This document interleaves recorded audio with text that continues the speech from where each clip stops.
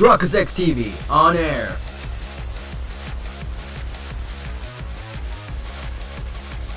We are now live in 3, 2, 1.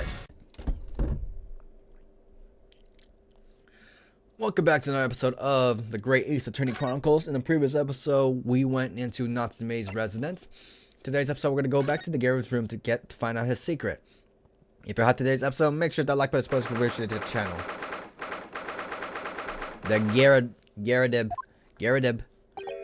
Ah, you Paragon. Tell me, was the detective chap, I forgot his name, still hard at work down there? Mr. Sherlock Holmes? Ah, yes, rings a vague bell. All the detective's business isn't really my thing, I'm afraid. Well, Mr. Holmes is in his element down there. Jolly good show. Another cup of tea, if you please, John. Now then, why don't you tell me why? For the umpteenth time, woman, will you watch what you're well doing? I shall be serving dinner shortly, sir. Ah, yes, of course. Frightfully rude of me, but I'm afraid I shall have to ask you to take your leave if you'd be so kind. Oh, yes, of course. We are deeply grateful for all your assistance. Not at all. Don't get much chance to talk with young foreigners like yourselves. It's been a pleasure. Best of luck and all that. Perhaps you could see yourselves out. According to Mr. Holmes, Mr. Garrett is hiding something. And since no other avenues of investigation seems open to us at the moment, perhaps we should do some digging. In this area?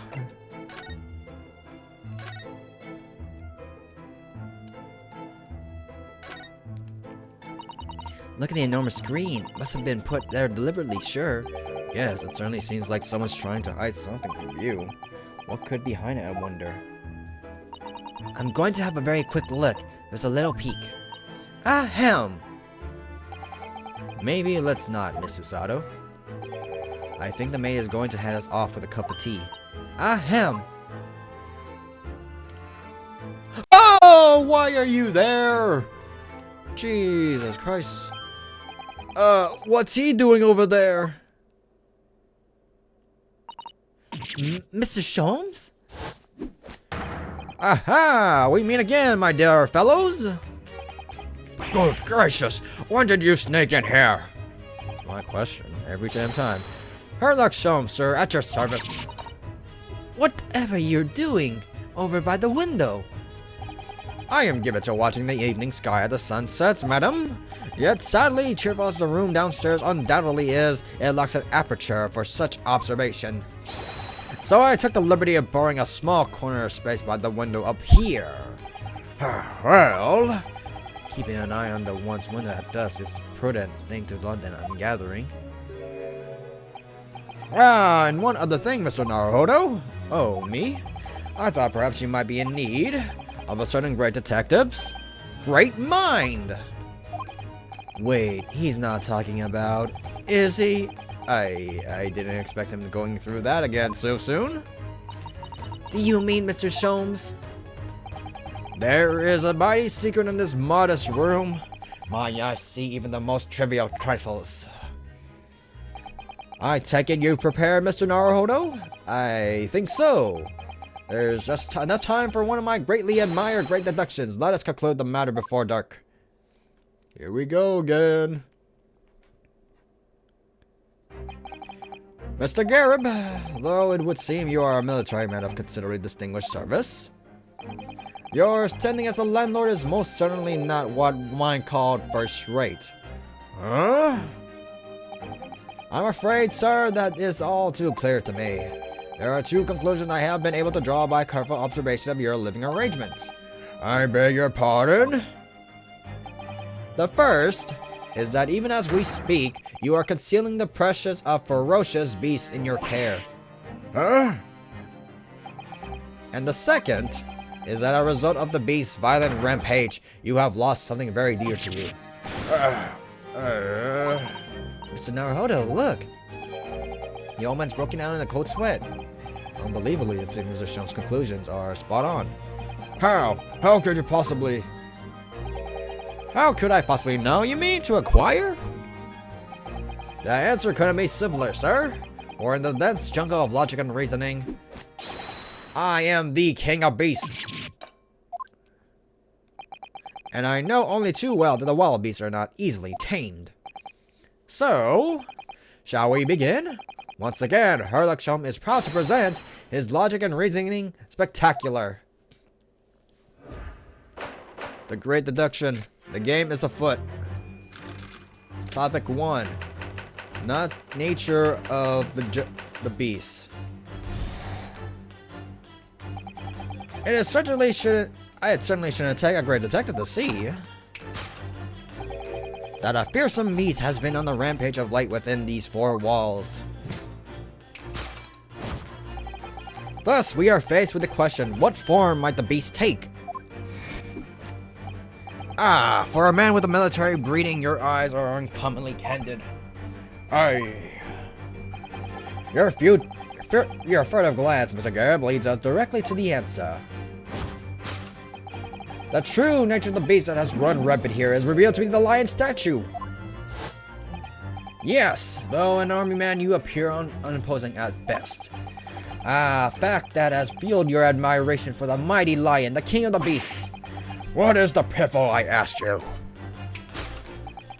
In the end, your admiration becomes so great, in fact, that you had a living, breathing specimen shipped from India, which you try to keep in the very house. What? Yo, what's with the mark? Yet living with such a wild beast proved more difficult than you had imagined. The chilling traces of our wild rampage are still very much in evidence. Well... Yet, as we look around, the beast in question fails to present itself. Where could this angry creature have disappeared to? Madam? Me? I pray you do not consider me unchivalrous, but it is plain to me with one glance in your direction. It is... Your dress pocket gives out a handsome clue as to Beast's current whereabouts. For protruding from its handbill advertising a circus show. Hey, I wouldn't be surprised if this circuit show is a hint to that, a reference. Yes, you sought to dispose of the terrifying lion, Mr. Garib. At Batty's Circus? Is that the reference to the one in Phoenix 2? I'm not sure, I don't remember. It could be a reference. A traveling show currently sojourning in a nearby park I have observed the tents. You sold a savage lion, sir, to the circus troupe. Yeah, I wouldn't mind if the lion is a reference to that. I most certainly did not. I believe I had made up my point. The fearsome beast which ran amok in this room was an Indian lion. And a simple visit to the circus now will reveal the lion prancing jubilantly through a ring of fire. Conclusion? A rampaging as Asiatic lion. Asiatic is a word? Topic 2. The aftermath. Now, Mr. Garib, it is plainly clear that you still have deep feelings for this formidable beast. Indeed, in that bleak pose, the distress this loss has caused you is invariably tangible. Your head weighs heavy on your shoulders, the pain you feel being revealed by the supporting arm. Amid fits of tears, you let your beloved beast go. The strain of losing something too dear to you is clearly visible in your visage. Nonsense, man, I simply... But what we must now ask ourselves is the true cause of this pain. And we need only follow the direction of your gaze to find the answers. Yes, it is the pile of bills that has given a rise to the pain of suffer. Every envelope contains another demand for payment. While the cartloads of meat, potatoes, wheat, and tea. Meat, potatoes, wheat, and tea. Wheat, potatoes, wheat, and tea, whatever. Indeed, feeding your beloved has had devastating impact on financial circumstances of your household. And so you had no choice but to let it go.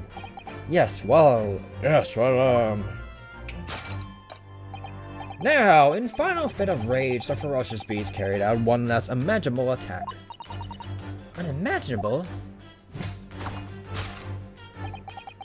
The aftermath of which can be clearly seen by the observing carpet over there. I didn't realize it was a burn. A very expensive woolen carpet, if I am not mistaken. Oh, dearie me. What could have caused such a destructive outburst? This time, madam, I'm afraid it is you who have inadvertently revealed the truth to me. Your wondering eye has set upon the answer very neatly indeed. Yes, to explain the dire state of the carpet, we need only look at the tower of cakes. Pastries. There is no creature more dangerous on this earth than the beast with the unsatiated appetite. Was it or was it not once said by a certain noblewoman, if they had no bread, let them eat cake? Food is at the heart of all tragedy, in fact. Whatever do you mean? Having tired of the taste of cake, the beast began to stalk its next prey. I'm sure I need not spell out the nature of the final act of destruction carried out by the beast. There is only one logical conclusion. Worked into a frenzy by hunger, the lion attacked and ate the carpet. The teeth marks in the carpet are a perfect match with those of a lion I once saw in India. Sir, that is way out of topic.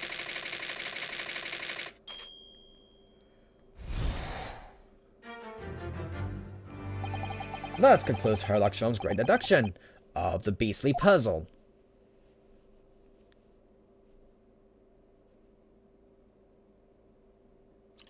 It be like that sometimes.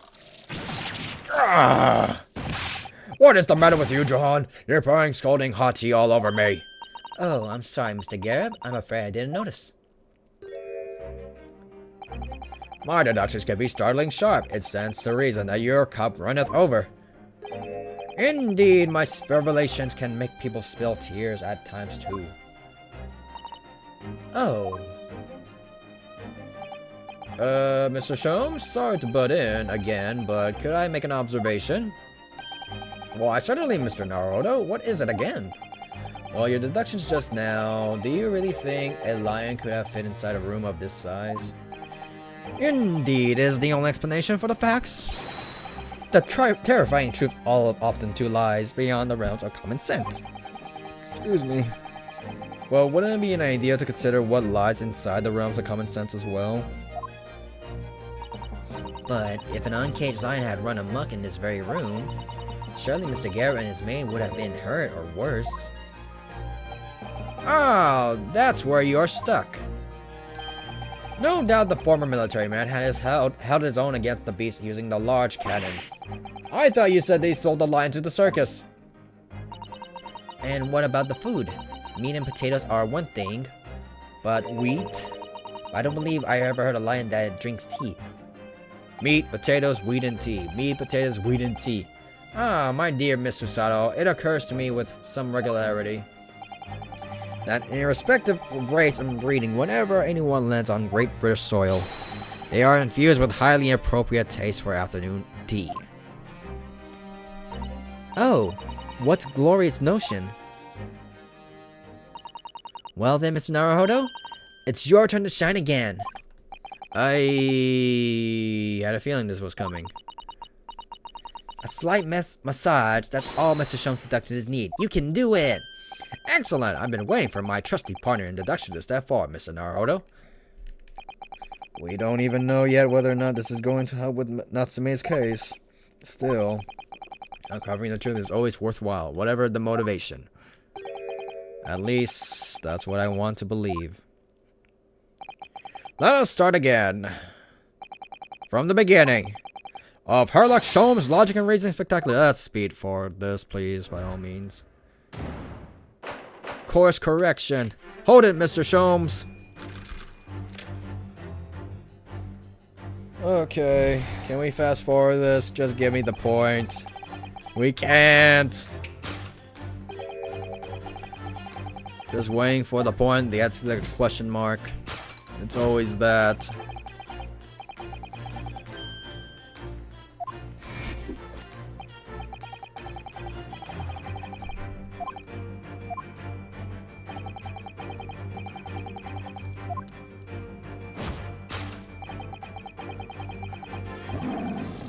Okay, here we go. Hold it, Mr. Sholmes.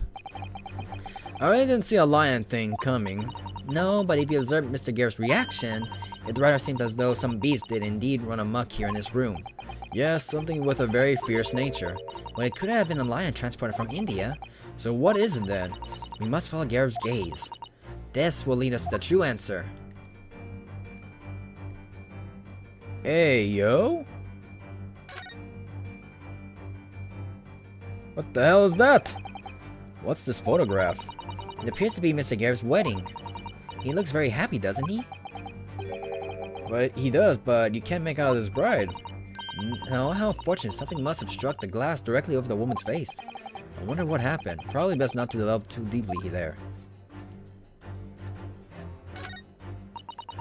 The glass is broken. You can't see the bride's face at all. But no matter how crouched you hide the woman's plump form, I think powerful would seem kind of the plump, Mr. Naruhodo. Yeah, she certainly looks like that. There's a lot of horsepower there, too. Not someone you want to upset, that for sure. The hell's that? Have you noticed her wedding ring? It's very large, isn't it? Yes, it's an unusual design. It looks like some sort of embellished sunflower. Hold up, what was he looking at then? Was he really looking at the portrait? That's like the only explanation. The lion statue is like... Please, I don't want to go through this again. Take that!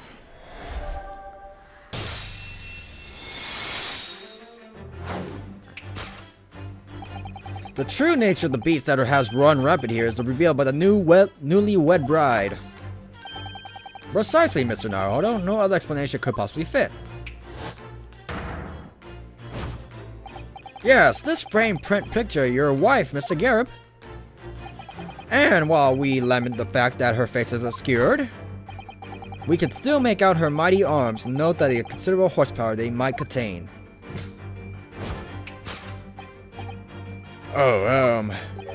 Indeed, surreal, any woman of such powerful constitution would be honored to be described as a beast. Honored might be stretching a point. Too late. The fact remains that the beast, which so clearly savaged this room, was your wife, Mr. Garrett. The chilling traces of wild rampage are still very much in evidence. Well... Yet, as we look around, the beast in question fails to present itself. Where could this angry creature have disappeared to? Madam? And then we just spin forward because it's just the same lies. Now it's this. Hold it, Mr. Sholmes! The poor, fragile, defenseless woman is beside herself. Well, I don't know about fragile. Oh dear. Anyway, Mr. Sholmes is quite right. There's no sign of Mrs. Garrett anywhere, but it seems there may be a clue in her whereabouts. A clue that the maid is trying to hide. I wonder where Mr. Garrett's wife could be. Yo, move your freaking... Ah, right here. Take that!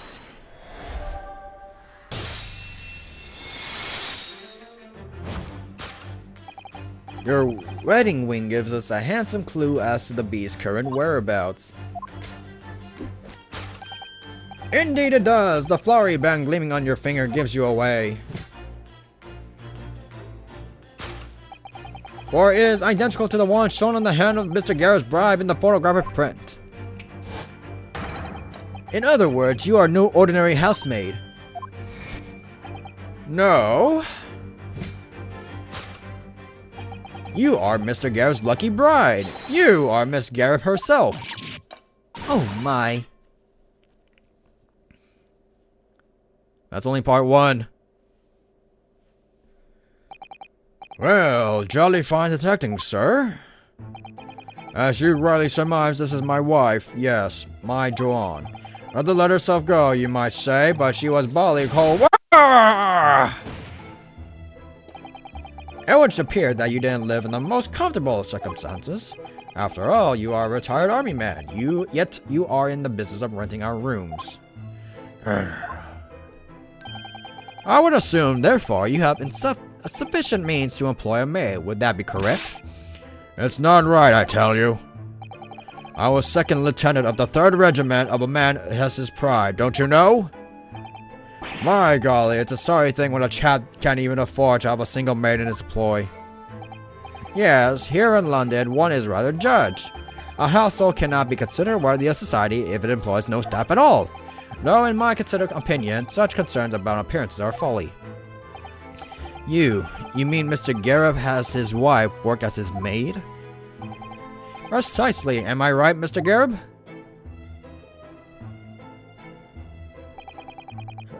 Only in company, obviously. But listen here, this remains a secret. Tip-top secret, please.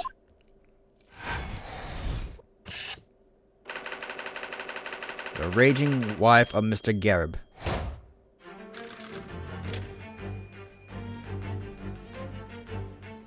Okay, move it on.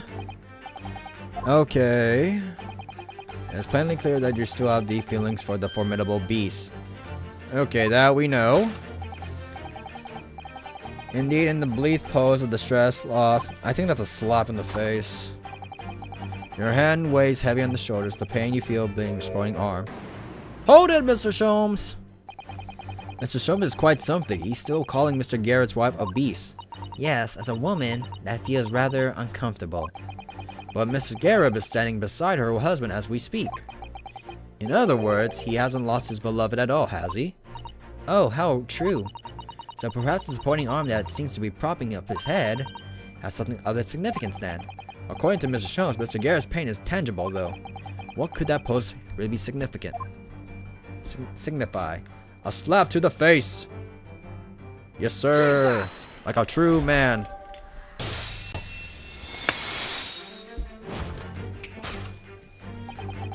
Your head weighs heavy on your shoulders, the pain you feel being revealed by the slapped cheek.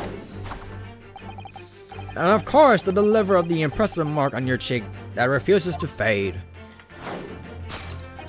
Was you, Madam Joan Gareb? Well, yes. You have been desperate to hide a slap mark on your cheek, sir.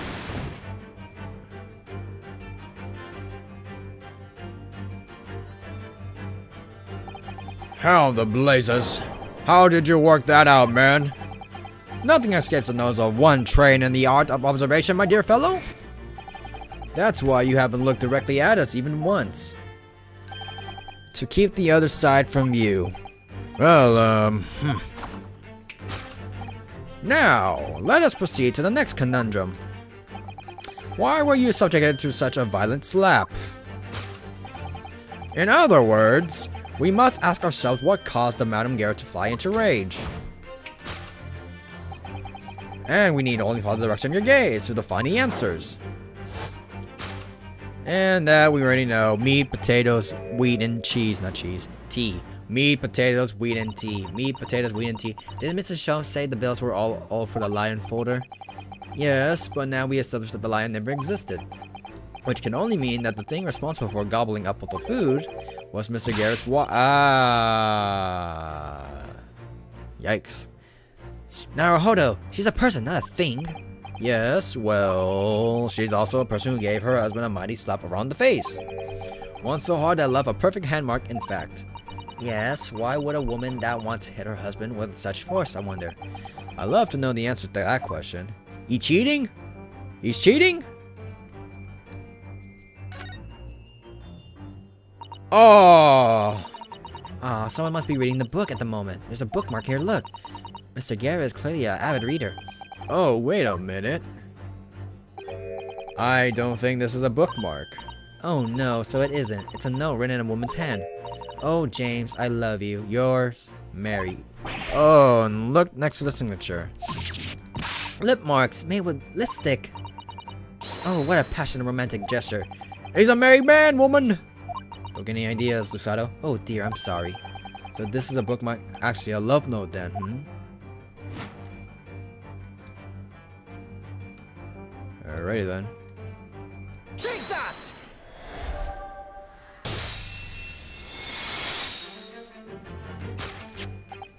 Yes, it is the love note that has given rise to the pain you suffer.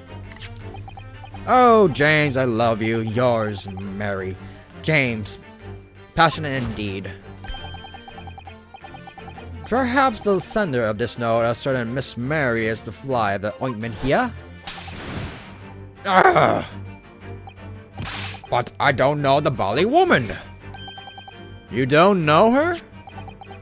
The note wasn't written to me. It was just in the book. I don't know how it got there. It was just in there, you say? That's right, that's what I mean. Ah! A likely story. Now listen here, John, old thing I explained at the time. I bought the book at the second-hand place, and that note must already been there. So the previous owner of the book was using the note as a bookmark, you mean?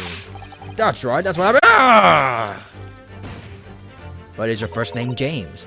A likely story. For heaven's sake, woman, look at the name. It's written to James. My name, in case you've forgotten, is John. A likely story. Are you questioning my name now? And there we have it. Arouse the suspicion of the female heart, and you unleash a beast with the most ferocious bite.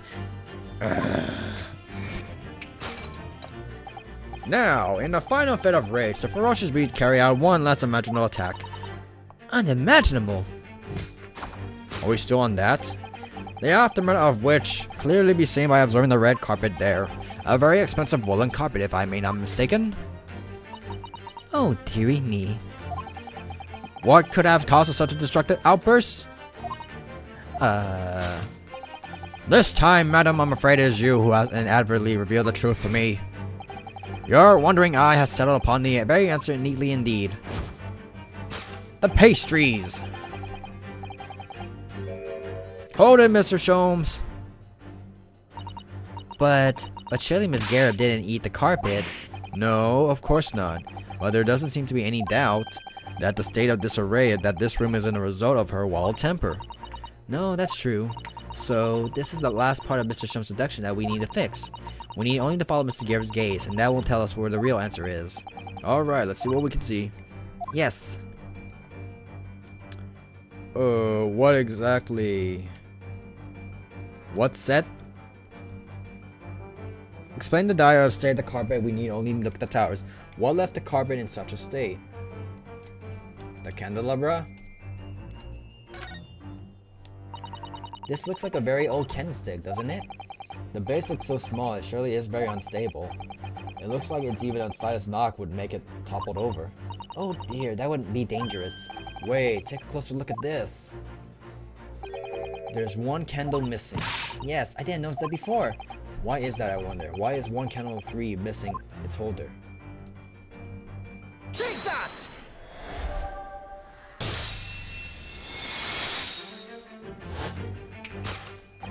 Yes, to explain the dire state of the carpet, we need only look at the candlestick. Most illuminating, my dear fellow, and of course, the only possible way out of the logical labyrinth. Yes, the remnants of the ferocious attack in which the carpet was devoured are only clearly visible. Indeed they are. The scorch marks of the edge clearly give them the truth away. Scorch marks? It would appear that this room was the scene of a little marital altercation. Miss Garrett's mighty armed muscles left an impression not only on her husband's face, yikes, but on the entire room. The force of her strike caused the candle to fall from the holder. And in seconds, the carpet was alight, and the whole corner of the room in flames. Yes, for the most ferocious beast in this world is neither a violent lion nor a vengeful woman, but fire. And in this room that the ferocious beast bared its claws and ran amok.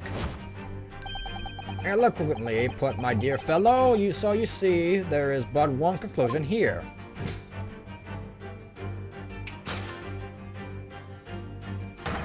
After the sparks of marital discord flew, this room was seen afire.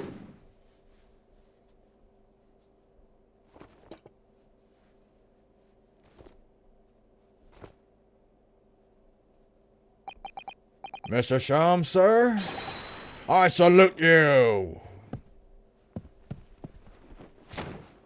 Sir?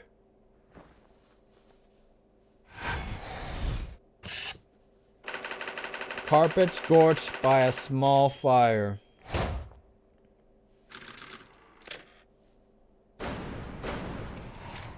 It's elementary.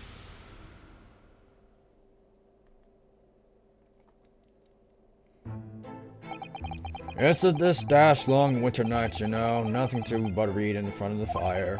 Luckily, there's a jolly good second-hand bookshop just around the corner. Buy all my old novels there. And in the pages on one particular novel, you discover some rather illicit material. For which your wife admonished you harshly, it seems. Don't know about the admonition. Demolish might be rather closer to the mark. And Beast is most certainly as... Ah! Here we go again. And the carpet, was that destroyed by the fire when the candle fell on the floor? Fair to say it was. Happened in the blink of an eye, you know. The whole place filled with smoke, couldn't see a barely thing. It was caught between the old stick's rage and the raging flames. You paint a torrid picture, sir. One that would have been most entertaining. That's sympathy for you. Didn't take long for the fire to spread, of course. The Bali's furniture started going up as well. We had to hide the mess behind the scene from the time being. Over here, Mr. Garib? Well, you have nothing more to hide now, if you allow me. Oh my god. Had all my favorite old novels in that case. But as soon as the fire got hold of them, that was it. Whoosh, up in smoke. Gosh. Then the wife started hurling things at me. What a terrible sight it must have been. There was I, backed up against the window under heavy enemy fire. Incendiary books incoming 10 to dozens. Worst of it all, I lost my favorite book called The Lion's Pride. The Lion's Pride. Ah, yes, your notorious love of big cats coming through again. I assure you the title didn't influence my choice in the slightest. So the poor man really did lose something dear to him as a result of the ferocious beast's rampage. Mr. Shum's deductions turn out to be correct once again. It can only be described as the Great British Wonder. I tell you, it was totally carnage. Flames everywhere and the old stick and fuel fiddle. Out of interest, what time of day was that? I'm not sure I can remember. It was 2 days ago now. Let's see. Around 5 o'clock, I think. So the exact time as the terrifying incident was unfolding outside your window on the street below. Even more terrifying on the inside, I can assure you.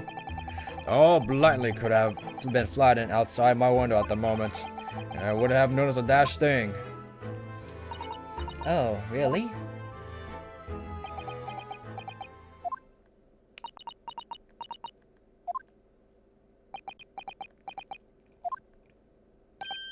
Mr. Sholmes? Yes, Mr. Naruhodo, what can I do for you? Well, I think we got the bottom of Mr. Garrett's situation now, but what does it have to do with Mr. Natsume's circumstance? I can't help you there, I'm afraid. What? My dear fellow, if you recall, I did as much as from the outset. I warned you that although I knew the retired army men to be hiding something, I could not be sure whether his secret would prove to be of relevance or not.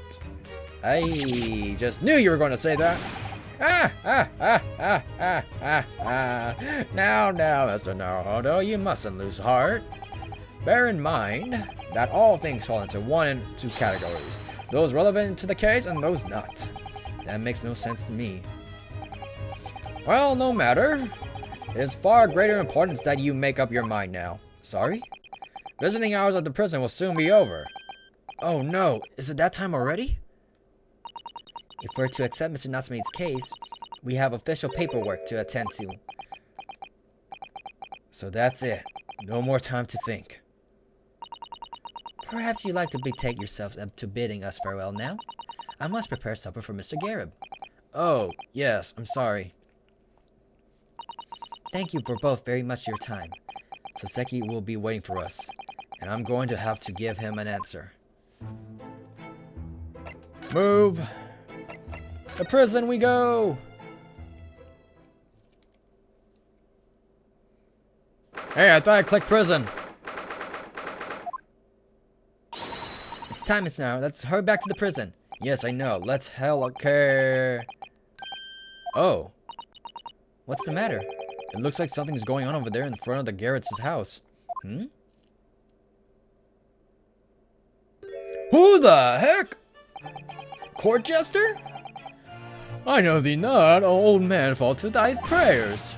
Who are you calling an old man, you rum-looking niminy-piminy?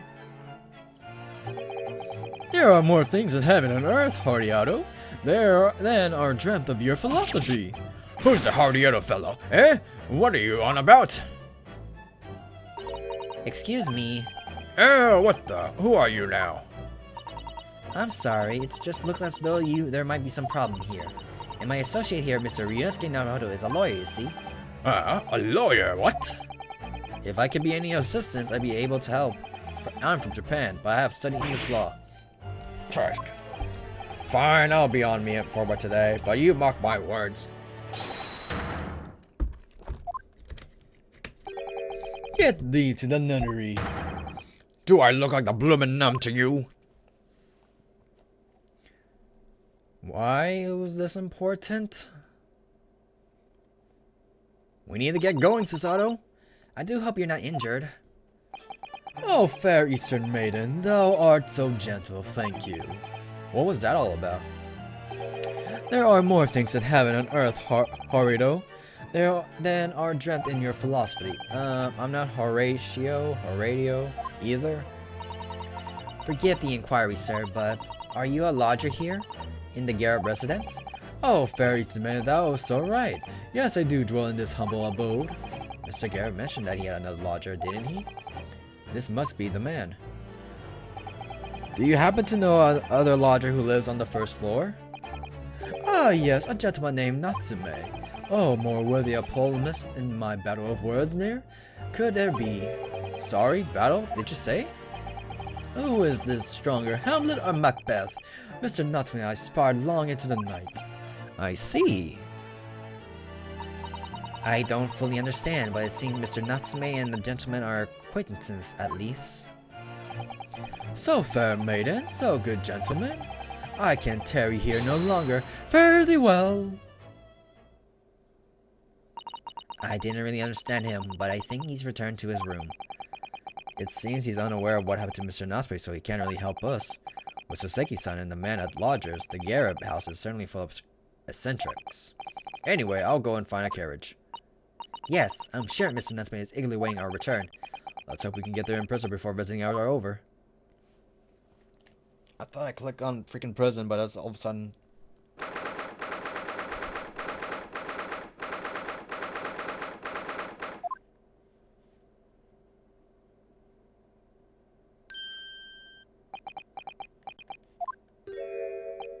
Oh, it's you! You're here! You came! Welcome, student Mr. Naruto Esquire! I can't believe you came back! I'm so touched! We are so sorry to have kept you waiting, Mr. Natsume. Oh no, think nothing of it. Relax. If I were a cat, I would purr with pleasure at the company of such fine compatriots. Noble, nurturing, never failing Nipponese. Oh, now, let's not get carried away. Oh, I quite agree. There is nothing more reassuring than the familiarity of one's native land. Vampire? Oh, is it through friendship transcending international borders that one truly appreciates the fact? Such is my belief, at least. Oh, it's you! The miserable rotten spy, Herlock Sholmes. Mr. Sholmes, what are you doing here? I have no intention of doing anything per se. Save observing, of course. Whatever do you mean, Mr. Sholmes? Well, having encountered some curious reading material in the gloomful room, and having unmasked the secret identity of that eccentric pair, I decided I should drop in on my own way home to see how the divested friend is faring. Gloomful room? At least your accommodation here offers a window, my dear fellow. In that sense, it is a superior option. Anyway, I must commend you on your taste in books. My day has been a delight and cost me not a penny. Ah, you! How dare you, Herlock Sholmes!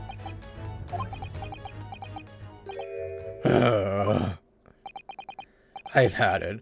I'm through. I'm at the end of my rope. I should never have come to Great Britain. It was a terrible mistake. Haunted by spirits in those accursed lodgings. No doubt my luck will be cursed at tomorrow's trial as well. My whole life has been damned. What are you thinking, Mr. Naruhodo? He mentioned that once before, didn't he? That his lodgings were cursed, I mean. And there is much truth in Mr. Mustache's words. What? Curse is a wholly appropriate description, I would say, for the man's lodgings, and indeed for tomorrow's trial. What's that supposed to mean? Converse. Mr. Natsume, what did you mean by what you said just now about the trial tomorrow being cursed? Oh no, why are you looking so grave? You're making me nervous. I was just getting carried away, that's all. I didn't mean anything by it. Oh, I see. That's really agitated him. You don't mean the trial is really cursed somehow?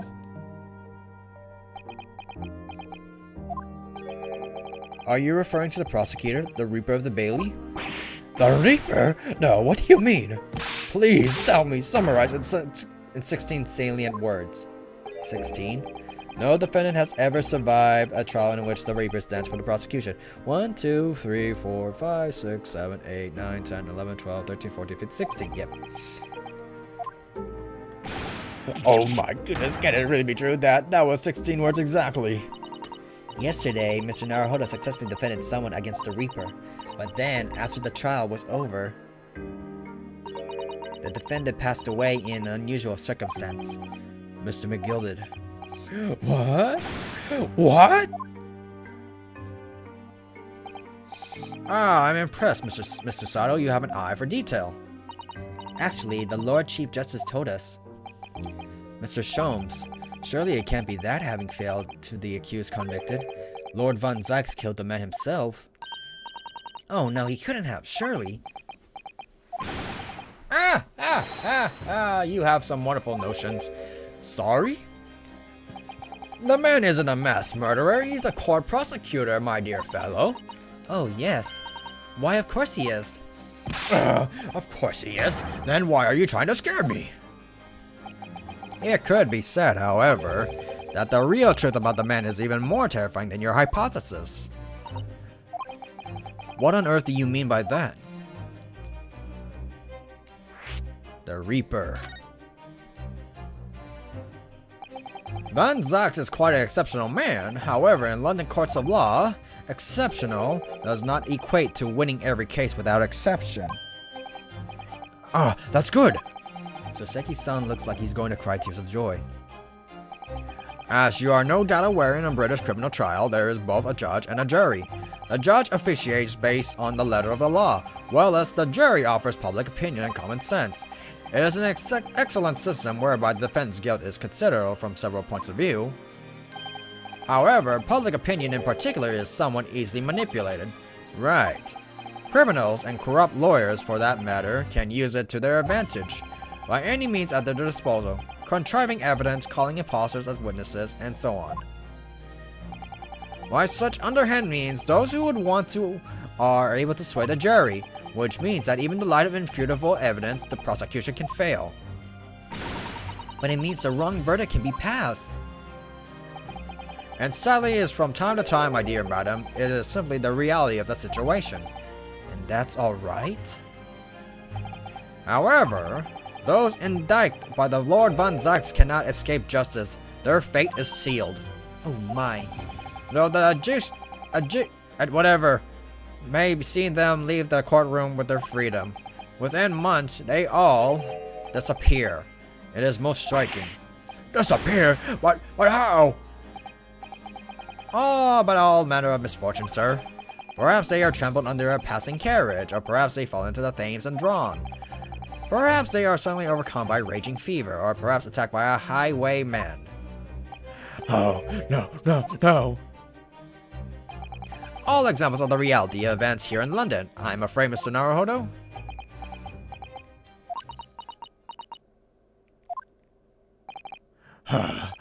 I knew it. I'm a dead dodo done for doomed.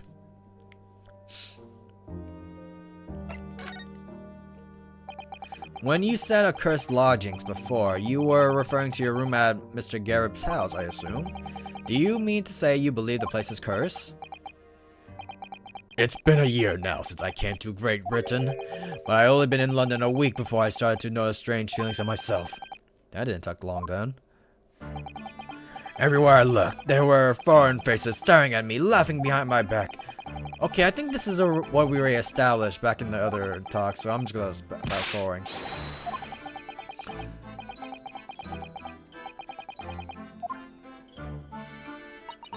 You must have been very lonely, having been away from the homeland such a long time. Did we not establish this from the previous one? Yes, why did you choose there? It seems a little inconvenient. The rent is cheap. I have so little money, it appealed to me straight away. Of course, I asked why it was so affordable. The landlord just simpered and said, "The room is cursed." oops. He quickly tried to recover his mistake, but it was too late, so I told him, "If you have something to say, then say it, but if not, don't mention it in the first place." Yes, well said. But it was true. It was all true. You mean the room really is cursed then? Ever since I moved into that windowless hellhole, my sleep has been plagued with nightmares. I awake feeling as though I'm being choked to death, and in my waking hours, people are stabbed in front of me as I walk down the street. My branded a killer, thrown in prison. Nobody wants to know me. I'm surrounded by scary, sinister spirits. If only there was someone, just one person on my side.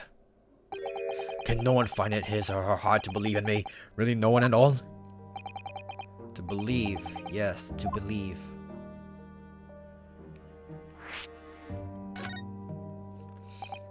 Mr. Sholmes?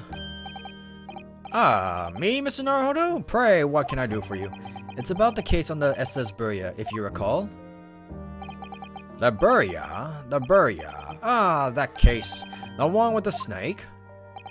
Well, yes. At the time, I was a suspect, but you believe in me and listened to my side of the story. And you helped us to investigate. I did I? Interesting. What I want to know is why? Why did you believe me? I see, yes, you mean... Because you were a grimly dressed, shady Eastern fellow found with the victim in the locked room? Well, if you like, yes. I'm a little surprised that the answer requires explanation, my dear fellow. It's quite simple, really. You said I didn't do it. But I could have been lying. Surely you must have your doubts. You must have suspected me a little. I think perhaps you misunderstood. I neither recall believing in you, nor in which you were telling me. What? You see, the only things I believe in are those I chose to believe in. What? What do you mean, Mr. Sholmes? I make up my own mind about what it is to believe and what is not. If I should like to believe in something, I do. The circumstance can hang as far as I am concerned. But I could betray your trust. In that case, I should have made an elementary error of judgment, nothing more. Betrayal of trust is an overused excuse in my opinion. Meaning... Whether or not one should trust another is, in the final analysis, down to oneself. It is a matter of whether or not one can trust oneself. Yes, he's right. He's right!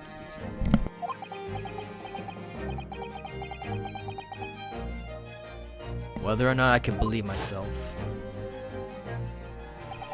A defense lawyer is only good as his faith in his client.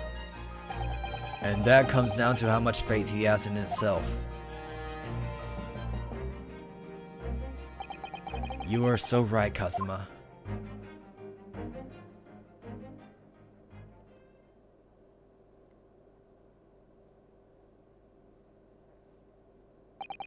Well, my dear fellows, it is time we were leaving, I believe. Already? Visiting hours are over. The guard will be here shortly to escort us out. There's a restaurant near here that serves excellent trout. Would you care to join me? Oh dear, there is never enough time, is there?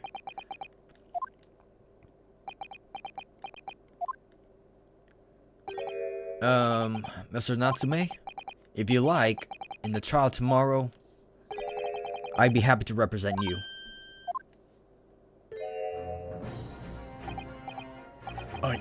Locum student, Mr. Nar Esquire. As I said, I only experienced a British courtroom for the first time yesterday. And although the man I'm representing was found not guilty, I lost sight of something crucial. Something crucial? What to believe in? The defendant, justice, or the truth?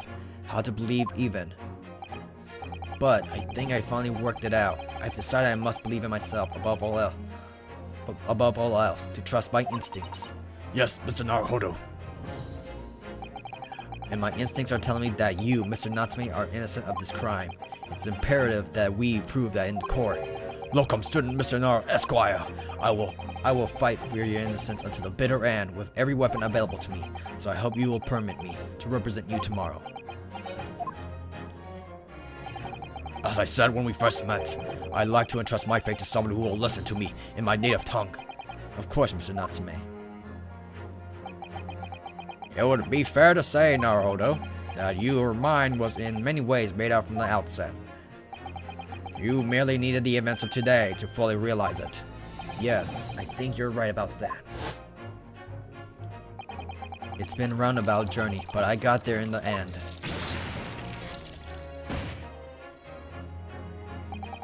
Mrs. Sato? Yes? Would you be willing to stand by my side tomorrow and help me in court? Absolutely. As I said this morning, you may consider me your personal judicial assistant.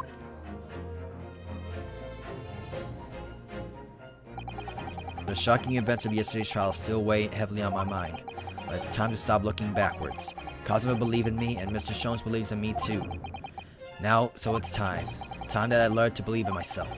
Soseki-san has no one, he's all alone, so it's my job to help him, to fight his corner. Tomorrow, in the courtroom, with all the strength I can muster.